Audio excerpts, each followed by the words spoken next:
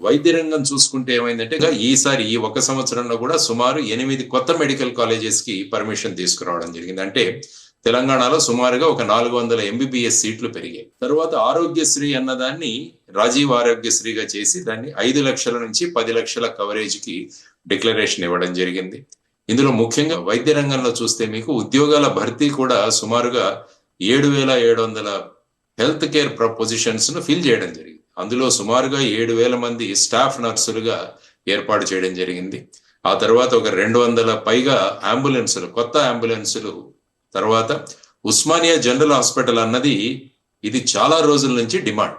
Osmania general hospital పాత building లో ఉంది, దాన్ని కొత్త బిల్డింగ్ లో కట్టాలి. కాబట్టి మొన్న అసెంబ్లీలో మాట్లాడుతూ ముఖ్యమంత్రి గారు గోషా మహల్లో ఏదైతే 30 ఎకరాల జాగా ఉందో అందులో మేము త్వరగా ఈ ఉస్మానియా హాస్పిటల్ అన్నది మొదలు పెడతామన్నది వారు చెప్పిన విషయం.